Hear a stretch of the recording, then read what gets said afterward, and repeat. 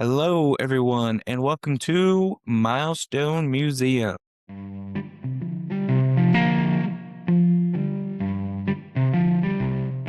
So, we're starting off in 2016. All right.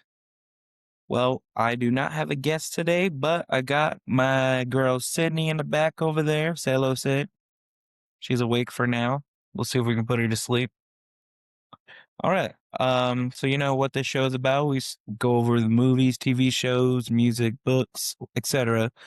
that was released 10, 20, 30, etc., all the way to 100 years. So, starting in 2016, movies, we have God's Not Dead 2, came out April 1st.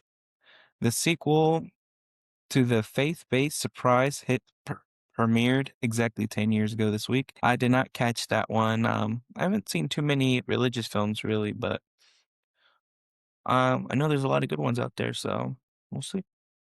Television, we have Winona Earp season premiere April 1st. The cult favorite supernatural western debuted 10 years ago on Sci-Fi, launching a dedicated fandom known as Earpers.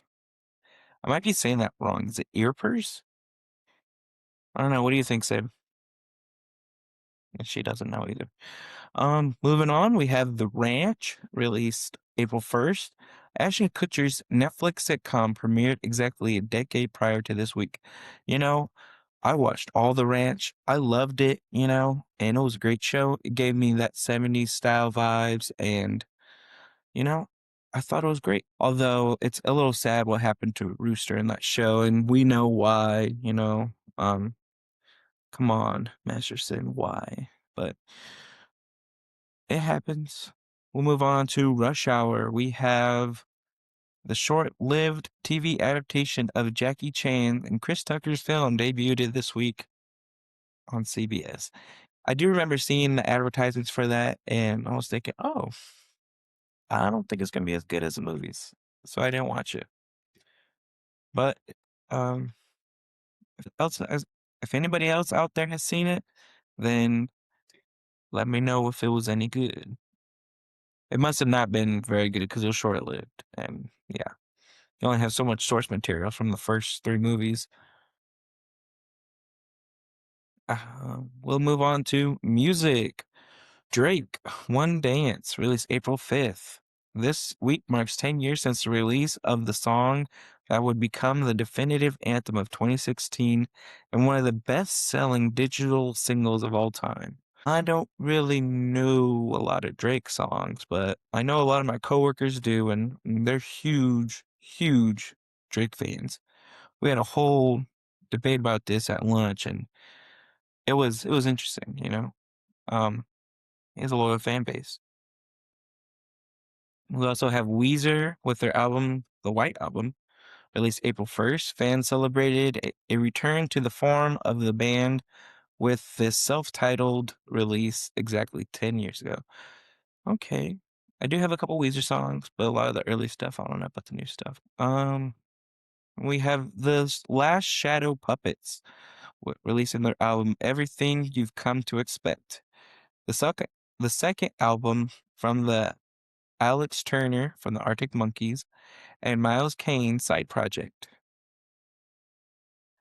I only know Arctic Monkeys. I don't really know his other side projects, but fun.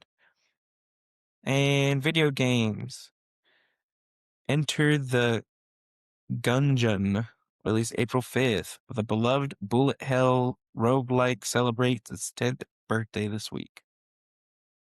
And Quantum Break, Remedy Entertainment's ambitious live-action video game hybrid starring Sean Ashmore hit Xbox and PC a decade ago. Cool. Then we also have the Panama Papers, April 3rd. One of the biggest journalistic leaks in history occurred 10 years ago, exposing the offshore wealth of world leaders and celebrities. Ooh, that would be an interesting read. Where do they put their money? Mine's under my bed. I'm just kidding. You know the saying, but it's not me. And we have SpaceX milestone. Around this time, 2016, the world was watching the first successful drone ship landing on a Falcon 9 rocket, which happened shortly after this window. I'll take that out. SpaceX is pretty cool. 2006, we have the movie Ice Age: The Meltdown, released March 31st. One of the biggest animated sequels of the era hits its 20-year milestone. This film solidified the franchise's global dominance. Meltdown was pretty good. Might even be better than the first one. I don't know. I'm a big fan of sequels, apparently, but I mean, Ice Age: The Meltdown brought in Eddie and Crash, the two possums, and I thought they elevated the Sid and the entire ensemble, and it's just a great movie. But I think the best one out of all the Ice Ages is probably Dawn of the Dinosaurs. I mean, even Bucky even like made it go even better, but that's for another time. Slither, March 31st, James Gunn directorial debut, now a cult classic horror comedy. Well, we know what James Gunn would go and do later, so we'll see how his first project went. I mean, we know how his last project went, Superman. Can't wait for his next project, Supergirl, so let's go, James Gunn. And we have ATL. This influential coming of age film starring T.I. and Big Boy became a cult favorite for its portrayal of Atlanta culture and roller skating rinks. I wonder if roller skating rinks are still a big part of the world today. I don't know. I'm not a roller skater, but last time I did, broke my ankle and it was not cool. I had to go to work the next day. But if you're a skater, let me know in the comments. Are they still on and popping? We'll see. And Basic Instinct 2. Sharon Stone's return as Catherine Tarmel also premiered in this window. Okay. Never seen it. Television, we have Survival of the Richest, released March 31st. A quintessential mid-2000s reality competition show premiered this week on the WB. Oh, Survival of the Richest. I wonder what they had to do. I doubt it was anything like Survivor. Can you imagine? I can't imagine being on Survivor. Maybe Big Brother. I love Big Brother. You're in a house, nice and cozy, but surviving out in the wild, nah, I can't. Pop culture, we have Apple versus Apple. This week, 2006, a major legal battle was unfolding in London between Apple Corps, the Beatles label, and Apple Computer over the use of the name in the iTunes Music Store. Wow, I think we know who won. Apple, right? I mean, it's their platform, iTunes, so what are you gonna do? I don't know.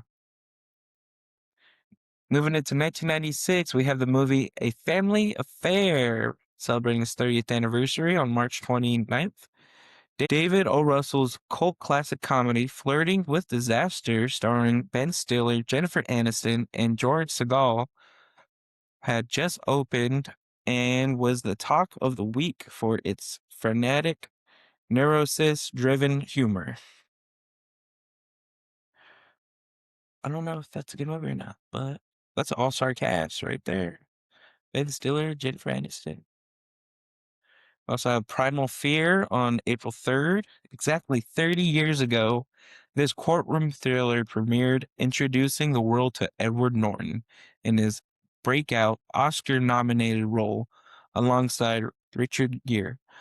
Man, his first role, like his introduction, and he's already Oscar nominated. Like, no wonder he was such a good actor. And moving into television, we have WrestleMania 12 on March 31st. For wrestling fans, this is a massive milestone. This week marks 30 years since the legendary Iron Man match between Shawn Michaels and Bret the Hitman Hart. where Michaels won his first WWE championship and uttered the famous line, "The boyhood dream has come true." Woo! Sorry, I know. Wrong wrestler, but still. That's my guy. Um, right on. Wrestling I think was top tier right there in the early 90s. Well, actually, this is mid 90s. Yeah, I mean, who doesn't love wrestling? Wrestling's great. I don't care if it's staged. The stunts are real, the physicality's real, and yeah, we love it. Moving on, we have the Dana Craver Show. This experimental sketch show was in its prime during this week in 1996. While short-lived, it is celebrated 30 years later for launching the careers of Steve Carell and Stephen Colbert. Wow, that's pretty cool. I mean, I thought Steve Carell, I thought he got his start in on a commercial I saw one time. But yeah, probably led to that and The Office and all kinds of stuff. I mean, who doesn't love Steve Carell?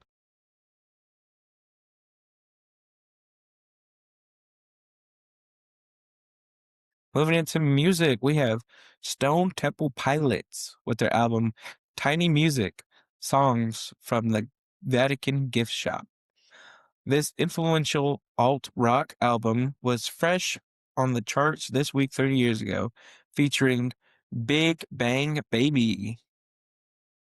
I don't, I like a couple of Stone Temple songs. Alt rock is a really good subgenre of rock and roll. In video games, we have Taken 2 on March 29th. This PlayStation port of this legendary fighter arrived in Japan just this week, 30 years ago, eventually becoming one of the best-selling games on the system, a pillar of fighting game community. That's true because I saw a lot of PS2 games, and everybody who had a PS2 had Taken 2. Tekken 2. I'm probably saying Tekken 2. And I never played it. I was Mortal Kombat specifically, but I heard it was a must-have for PS2. Dragon Force on March 29th, a cult classic strategy RPG for the Sega Saturn, hit Japanese shelves exactly 3 decades ago. Right on. Here we go into 1986. Music, we have Prince and the Revolution releasing their album Parade on March 31st. Exactly 40 years ago, Prince released the soundtrack to Under the Cherry Moon, featuring the immortal hit Kiss. Ooh, that's a good song. You don't have to be rich, be my girl. All right, moving into birthdays, 1986. There wasn't much going on in 1986, so moving to birthdays, we have Amanda Bynes on April 3rd. The former child star and comedy icon turns 40 on Friday. What's funny is we just talked about her recently for her movie She's the Man, which had its 20th anniversary. So, yeah, she would have been 19, 20 when that came out. So, she's great. Yeah, we love her. Hope to see her back on the big screen one day. We'll see. Or the small screen. I mean, that's where she got her start in television.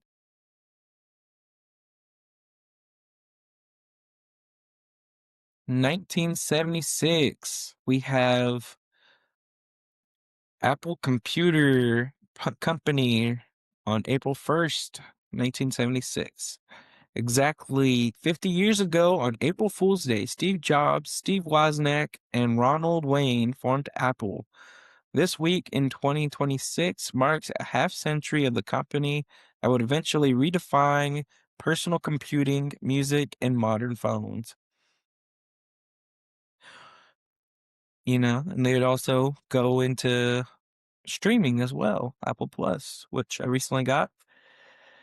And there's a lot of TV shows on there to watch. So you know what? They do have Formula One. I like that one. That was a good one. That's probably my favorite movie on that streaming service. And we also have Karen Ann Quaylen ruling. This landmark legal moment, the New Jersey Supreme Court ruled that coma patient Karen Ann Quinton could be disconnected from her ventilator. This case became the foundation of the modern right to die and bioethics movement. Wow. How did she tell them that she wanted her to be unplugged? She must have had a DNR. Yeah, DNR, do not resuscitate. I wonder how long that's been around, DNRs. Hmm. We also have Eurovision in 1876. The UK won the contest with Brotherhood of Man performing Save Your Kisses for Me, which became a massive global hit 50 years ago this week. Okay. Movies, we have W.C. Fields and Me, released March 31st. The biographical film starring Rod Steiger as a legendary comedian premiered 50 years ago this week. I don't think I've ever heard of W.C. Fields, but must have been a good comedian to get his own biopic. Right on. Television, we have The Rookies, released March 30th. The long-running police procedural aired its series finale exactly 50 years ago, marking the end of an era for ABC's crime drama lineup. Okay. And we have Hitler Skettler, this two-part miniseries adaptation of the book about the Manson family murders, aired on CBS. It was a massive rating success and remains one of the most watched television movies in history. And they've done a lot of film about the Manson murders. I don't know if that's a good thing or a bad thing. Probably. I don't know. Definitely famous, but I don't know. So at this point, it seems a little glorified, if you ask me. Moving into 1966, we have The Flintstones, April 1st, 1966. After 6 seasons, the original run of The Flintstones aired its series finale exactly 60 years ago. It held the record for longest running primetime animated series for 31 years until The Simpsons broke it.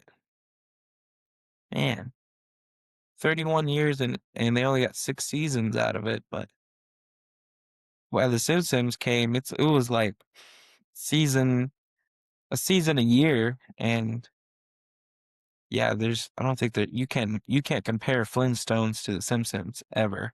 No, no. We also have Color Me Barbara. Barbara Streisand's second landmark television special aired on CBS on March 30th. It was a massive critical success and remains a high watermark of the 60s variety programming. That's gotta be fun, you know. I feel like we don't have variety programming anymore. It's just like what's there is what's there. Continued stories. It's not just a little short, bam. Here's a celebrity given this programming, and bam, that's it. Just one and done. But yeah, they should bring back variety programming. I think that'd be pretty fun. Movies, we have Frankie and Johnny, released March 31st. This Elvis Presley musical Western premiered 60 years ago. While not his most famous film, it was a staple of the Elvis movie era that dominated the mid-60s box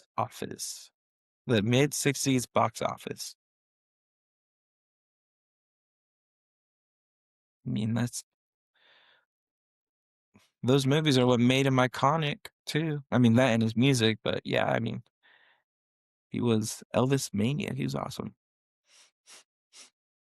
The next movie is Trouble with Angels on March 30th. Starring Rosalind Russell and Haley Mills, this classic comedy about rebellious girls at a convent school debuted this week. We also have Hold On, a musical film starring the group The pop group Herman's Hermits, who were a massive hit at the time, was released during this window. Herman. Can you imagine somebody named Herman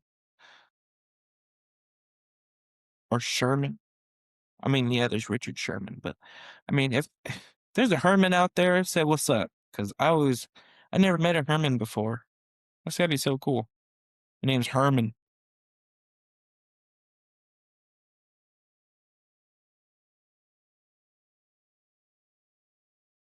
Moving into music, we have the Walker Brothers. The sun ain't gonna shine anymore.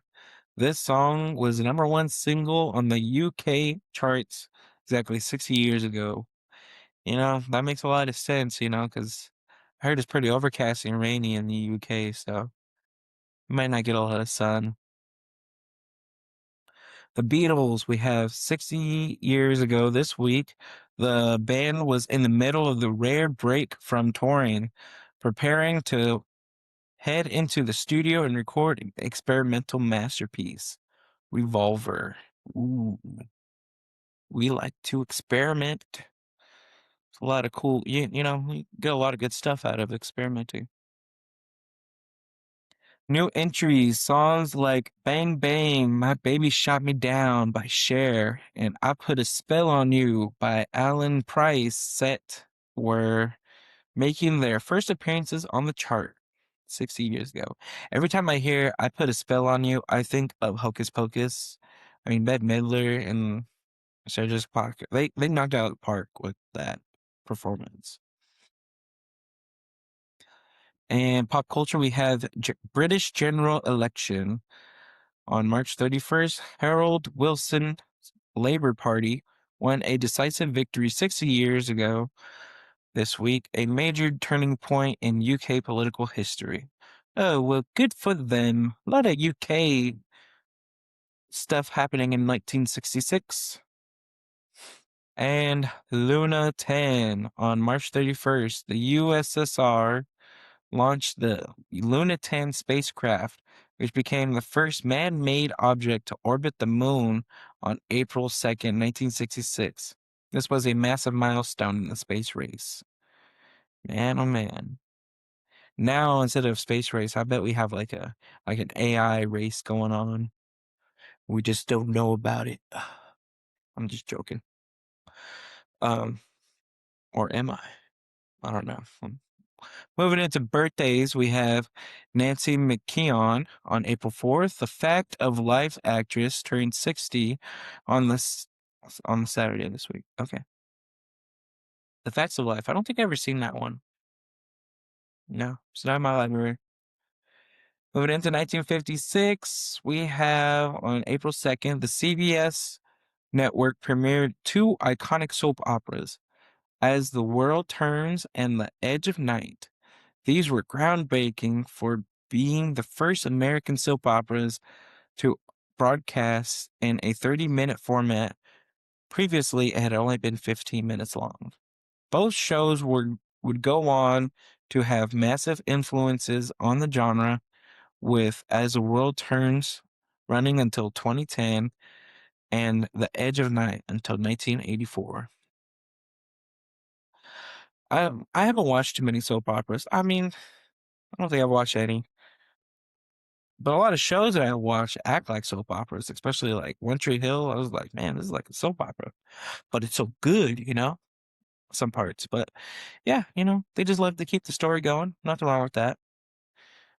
Wait, there's something wrong with that. Sometimes the story needs to die so we can start over. But anyways, moving on, we have the post-war economic boom. In April, the U.S. was experiencing significant confidence in the economy. The Dow Jones Industrial Average had just crossed the 500 mark for the first time in history in mid-March 1956, fueling a consumer culture that was embracing new home appliances, automobiles, and rapid growing suburban lifestyles. Every time I think of like 1950s, I always think of that one place in Call of Duty Nuketown. Everything's just all fancy, clean, brand new. Everyone was just buying everything brand new, you know? It was just going off. Fun times. Going into 1946, we have the Aleutian Islands earthquake and tsunami. On April 1st, 1946, a massive 8.6 magnitude earthquake in the Aleutian Islands triggered a devastating tsunami that struck the Hawaiian Islands, particularly Hilo. This event had a profound impact on disaster awareness and warning systems in the Pacific. Yeah. And it's interesting because I feel like the Pacific doesn't really get really bad storms. Not like the Atlantic. That's a wild ocean over there, but Pacific, it's big, it's calm. It's me. Maybe we should name it the Noah. I'm just kidding. I'm not that calm. Well, neither is the Pacific. I mean, look what it did in 1946. Anyways, we also have post-war justice. On April 3rd, 1946, Japanese Lieutenant General Mashuru Homa was executed near Ma- Manila, Manila for his role in leading the Bataan Death March, a significant moment in the prosecution of war crimes after the conflict. Wouldn't want to be that guy. Moving into birthdays, we have on April 2nd, Kurt Winter, the Canadian rock guitarist from Guess Who, and April 5th, Jane Asher, English actress and author. Here we are in 1936, the Tupelo Gasonville tornado outbreak, one of the most significant and tragic events of the week, occurred on April 5th through the 6th. A massive tornado outbreak struck Tupelo. I'm probably saying that wrong, but sorry. Or is it Tupelo? Tupelo, Mississippi, and Grantsville, Georgia. With hundreds of fatalities, it remains one of the deadliest tornado events in U.S. history and significantly impacted local communities and natural disaster awareness for decades to follow. A lot of crazy storms back then. I mean, we still have crazy storms now, but yeah, there's some devastating ones back then. That's pretty sad. And things to come, we have H.G. Wells' ambitious sci-fi fiction film, Things to Come, was released in the UK on March 31st, 1936. It is highly regarded today for its futuristic special effects, which were groundbreaking for the era. Right on. And 1926. Fortunately, guys, there's nothing much happened in 1926 this week in April. So we'll move on to today's releases. We have Aaron Chan, Funny Garden, released on Netflix. While Netflix was actually releasing a lot of stuff. So we got Aaron Chan, Funny Garden, Humant, Untold, The Death and Life of Lamar Odom, Eat, Pray, Bark, It Takes a Village, Sarah McKellen, Late Bloomer, Feel My Voice, and The Truth and Tragedy of Moira Wilson. Out of all these, Sydney, you want to watch Eat, Pray, Bark? I take that as a yes, it might be pretty good. Movies, we have Scream 7. That one was pretty good. I watched it, a lot of people are going to give it hate because a couple actresses weren't in there. They weren't returning, but overall, like, they really went back to the roots of Scream with Cindy. That's who Sydney's named after. Obviously, I like Scream. So I'm going to watch every movie they pump out. So, say what you will. I liked it. And also released with Silver Star and This Ordinary Thing. Gaming, we have Super Meat Boy 3D. It's a interesting game, sounds like. And South of Midnight. All right. Well, that's it for a show. It's a short one because it's just me. I'll try to get you guys a guest on here so you don't get bored of me. Um, I can tell Sydney is, but that's okay. We love her. Sometimes. I'm just kidding all the time. All right. That's it. And have a good one. Bye.